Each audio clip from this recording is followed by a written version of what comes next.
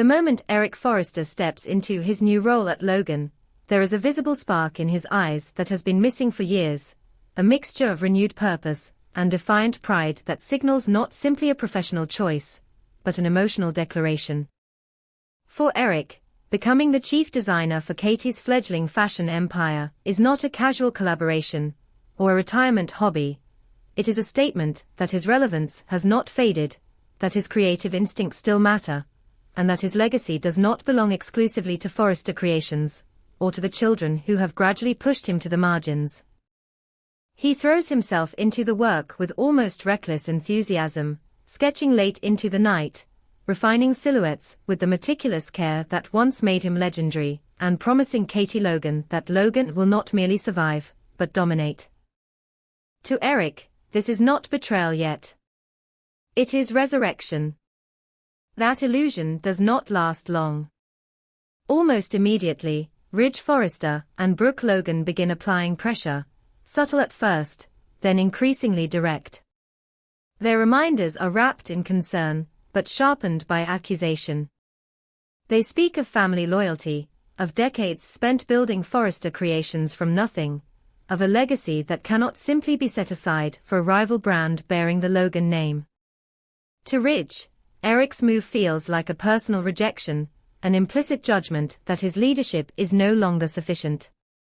To Brooke, it feels like a dangerous fracture, a wound that threatens to split not only the company but the family itself. Each conversation leaves Eric more unsettled than the last, his pride bristling at their tone, yet his conscience stirred by the truth beneath their words. As the days pass, Eric finds himself pulled in opposing directions, his emotions entangled in ways he had not anticipated. His affection for Katie is genuine, rooted in respect, tenderness, and the shared belief that creativity can still change lives. Working alongside her reminds him of a time when fashion was about vision rather than control, about artistry rather than corporate warfare. Yet the weight of Forrester Creations presses heavily on his thoughts. That company is not just a business. It is his life's work, his identity, the vessel through which he became who he is. The idea that his actions could weaken it, or worse, hand an advantage to its competitors, gnaws at him relentlessly. Eric begins to feel as though every sketch he draws for Logan erases a piece of his own history.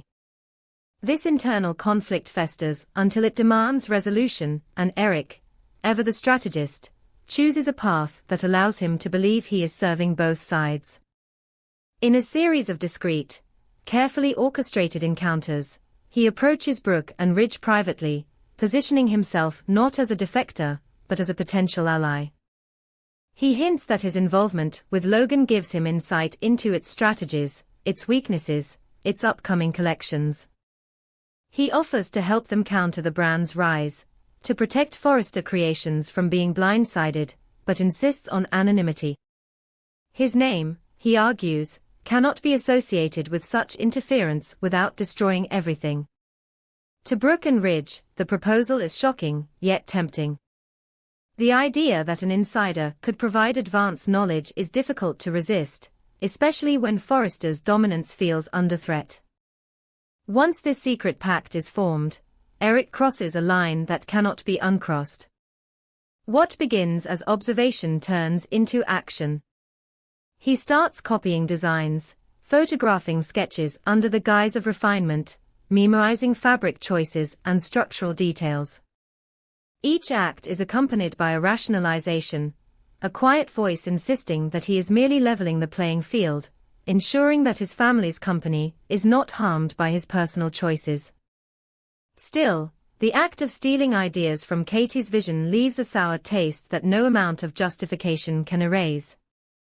Eric tells himself that he will stop once Forrester Creations is safe, once Ridge and Brooke regain their footing. He does not acknowledge that safety, in this context, is an ever-receding goal. The information he provides to Ridge is precise and devastating. He passes along design elements, timelines, and aesthetic themes, presenting them as intelligence from an unnamed source.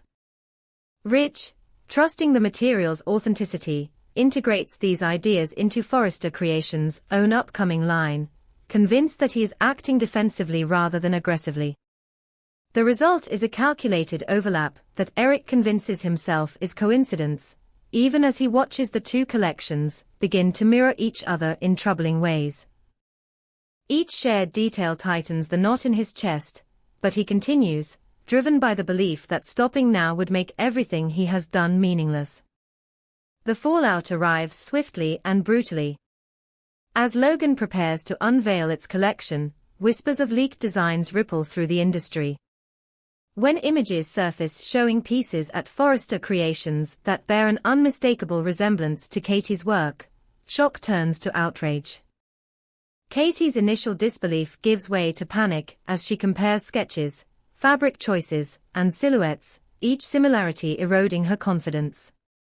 She feels violated, exposed, and profoundly alone, suddenly aware that her dream may be collapsing before it has even begun. Her thoughts turn inward, searching for a traitor among her small, trusted team, someone who must have sold her vision for security or spite. The investigation is relentless, and the truth, once unearthed, is impossible to deny. Digital trails, timestamps, and subtle inconsistencies converge into a single, horrifying conclusion: Eric is the source. The man she trusted most, the mentor she believed in, is revealed as the architect of the betrayal. The revelation hits Katie not as anger alone, but as grief. She replays every conversation, every reassurance, every promise of partnership, now poisoned by the knowledge that Eric was working against her even as he stood beside her. The sense of violation is profound, not only professionally but personally, as though her faith in him has been turned into a weapon. For Eric, exposure is catastrophic. The careful balance he believed he had achieved collapses instantly, leaving him isolated on all sides. Brooke and Ridge are forced to confront the reality that their anonymous ally is the very man they sought to protect, and the victory they thought they had secured feels hollow, tainted by the cost.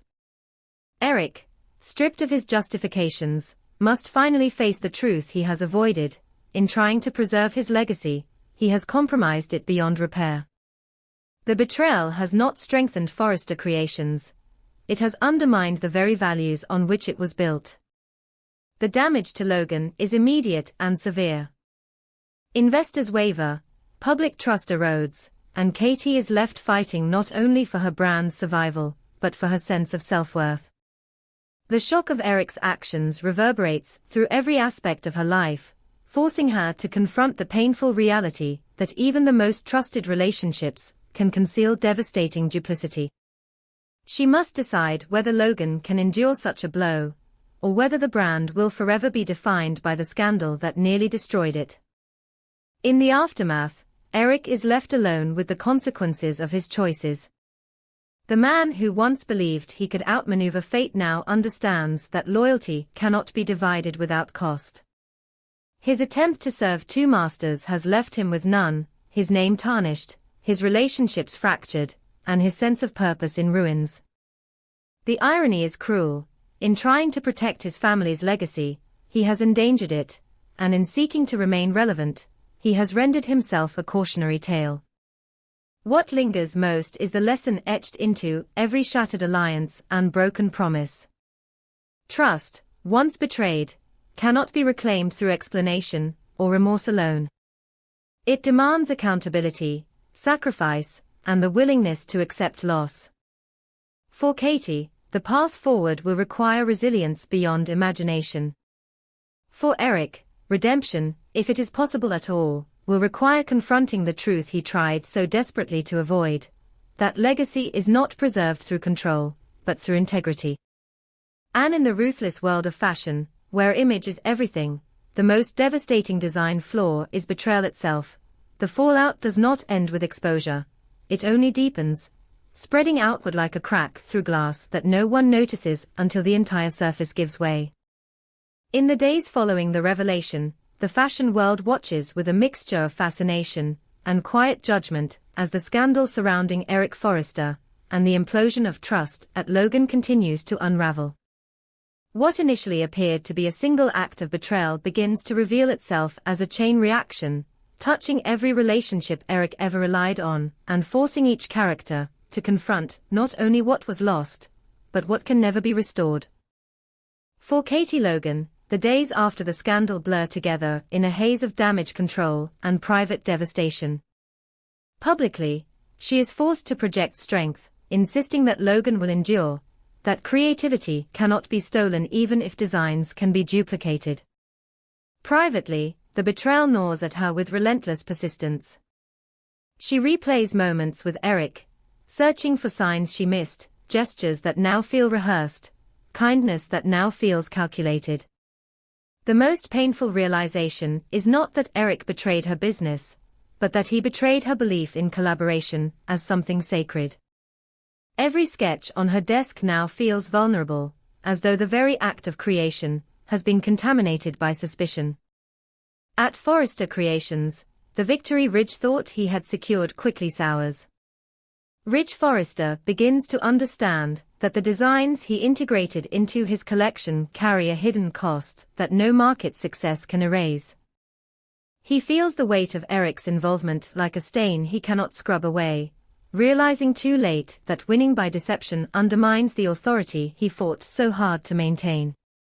Each boardroom meeting becomes an exercise in restraint, as Ridge struggles to assert leadership while knowing that the line between strategic defense and ethical collapse has been crossed. Brooke Logan finds herself caught in a moral purgatory, torn between loyalty to Ridge and the deep sense of personal betrayal she feels as Katie's sister. She cannot escape the knowledge that her silence enabled Eric's duplicity, that her desire to protect Forrester Creations allowed harm to be done to someone she loves. Brooke's anguish is quiet, but consuming, manifesting in sleepless nights and moments of raw self-reproach. She wonders how easily love and fear can blur judgment, and whether any relationship can survive once integrity is compromised for the sake of preservation. Eric, meanwhile, retreats from the public eye, his once commanding presence reduced to isolation and reflection. The applause he once commanded has been replaced by whispers, and the respect he assumed was permanent now feels conditional at best. Alone with his thoughts, Eric confronts the uncomfortable truth that his actions were not driven solely by loyalty or fear, but by a desperate need to remain indispensable. He recognizes now that relevance pursued through manipulation is indistinguishable from irrelevance, and that his attempt to control the narrative has only stripped him of credibility. Each memory of his early days at Forrester Creations, when vision and trust were inseparable, becomes a reminder of how far he has strayed.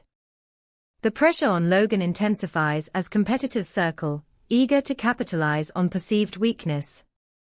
Katie faces difficult decisions about transparency, debating whether to publicly name Eric as the source of the leak, or to contain the damage quietly to preserve any remaining goodwill. The temptation to expose him fully is strong, fueled by anger and a need for justice, yet Katie hesitates, aware that such a move would permanently sever ties, not only with Eric, but with parts of her own family. This internal conflict mirrors the larger theme consuming everyone involved: the cost of truth versus the comfort of silence. As weeks pass, the consequences become increasingly tangible. Logan's launch schedule is delayed, forcing Katie to rework collections and rebuild trust with investors who now question her ability to safeguard intellectual property. The delay feels like a personal failure, yet it also becomes an opportunity. Stripped of the illusion that collaboration alone ensures safety, Katie begins to redefine Logan's identity, emphasizing resilience, originality, and independence. The brand's survival becomes an act of defiance, a refusal to let betrayal dictate the future. Ridge, facing mounting criticism from within Forrester Creations, must address the ethical breach that taints his collection. Designers and executives alike question whether success achieved through insider information is success at all. The tension culminates in a reckoning that forces Ridge to publicly acknowledge the overlap between the collections, a move that weakens his position, but restores a measure of honesty. It is a painful concession, yet one that signals the beginning of accountability rather than its avoidance. Brooke, unable to remain passive, finally confronts Eric, not with accusations, but with disappointment so profound it eclipses anger. She challenges him to confront the truth of his motivations, to admit that fear of obsolescence drove him to choices that betrayed everything he once stood for. The confrontation leaves Eric shaken, stripped of defenses, and forced to consider whether redemption is possible without full accountability. For the first time, he understands that forgiveness cannot be negotiated in secret, it must be earned in the open. The ripple effects extend beyond business into the fragile ecosystem of family. Holidays become tense, gatherings fractured by unspoken resentment. Katie's resolve hardens as she realizes that protecting Logan requires emotional distance from Eric, at least for now. She mourns the mentor she lost even as she steels herself against the man he became. This duality, grief intertwined with determination, defines her path forward, shaping a leadership style grounded in vigilance rather than trust alone. Eric's journey becomes one of reckoning rather than restoration. He begins to understand that legacy is not a monument to be defended at all costs, but a living testament shaped by choices made when no one is watching. Whether he can rebuild any semblance of trust remains uncertain, but the possibility hinges on his willingness to accept consequences without deflection.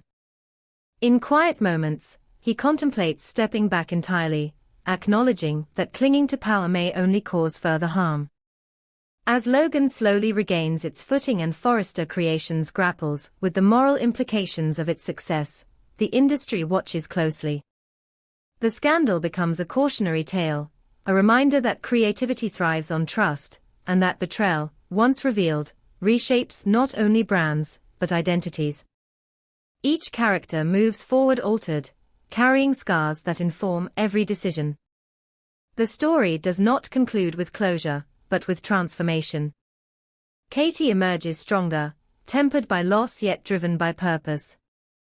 Ridge confronts leadership without illusion. Brooke learns the cost of silence. And Eric, standing amid the ruins of his choices, faces the most difficult design challenge of his life, reconstructing integrity from fragments he once believed were expendable. In the unforgiving world of fashion, where perception defines reality, the true legacy left behind is not a collection or a company, but the lessons etched into those who survived the betrayal and chose, finally, to change.